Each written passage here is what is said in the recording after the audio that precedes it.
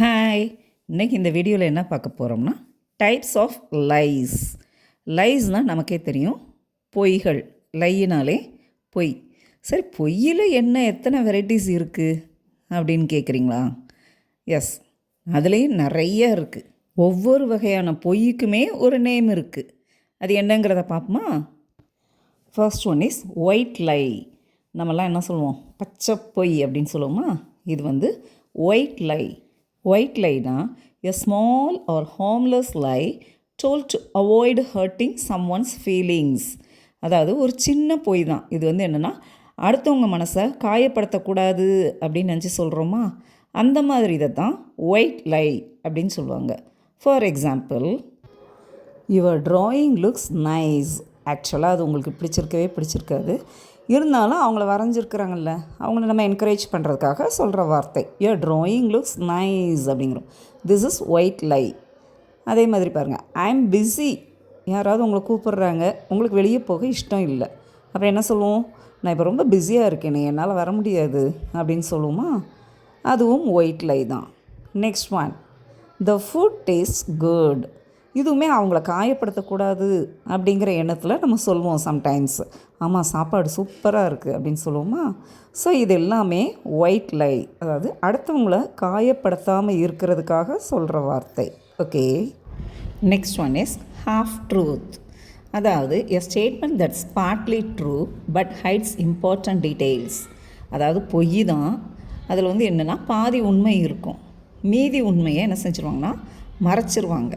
அதுக்கு பேர் தான் ஹாஃப் ட்ரூத். இப்போ பார்த்தீங்கன்னா, ஐ ஃபினிஷ்ட் மை ஹோம்ஒர்க் அப்படின்னு சொல்லுவாங்க பசங்க.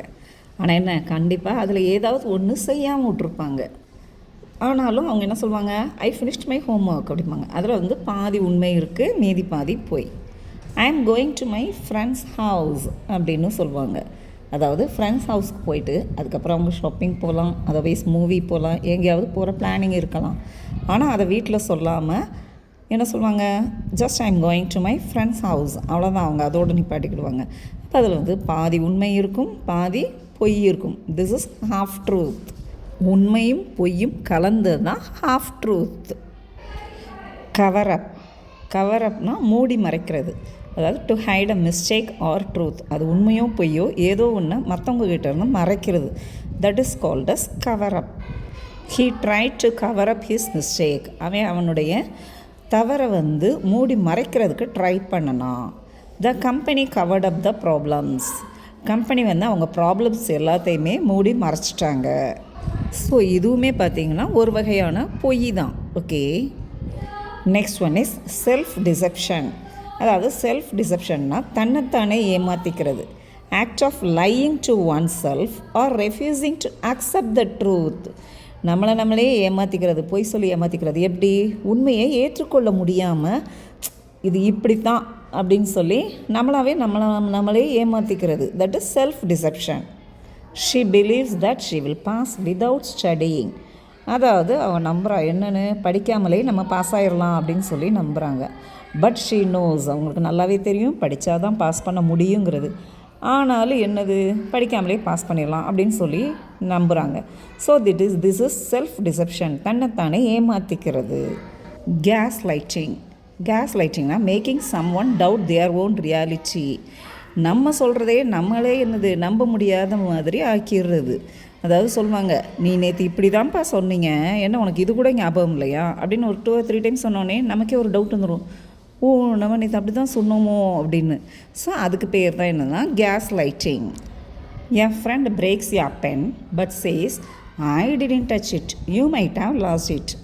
உங்கள் ஃப்ரெண்ட் உங்கள் பெண்ணை உடச்சிட்டாங்க, ஆனால் அதே இது அவங்க என்ன சொல்லுவாங்கன்னா, நான் அதை தொடவே இல்லை, எனக்கு என்னமோ நீ தான் அதை தொலைச்சிருப்பியோன்னு நினைக்கிறேன் அப்படின்னு சொல்லுவாங்க. அதாவது again and again if he says the same word, நீ தான்ப்பா தொலைச்சிருப்ப, நான் அதை தொடவே இல்லை அப்படின்னு சொல்கிறது. அப்போ நம்மளே என்ன நினைப்போம்? ஓ, நம்ம தான் நிஜமாவே தொலைச்சிருப்போமோ அப்படிங்கிற ஒரு எண்ணத்துக்கு வந்துடுவோம்ல.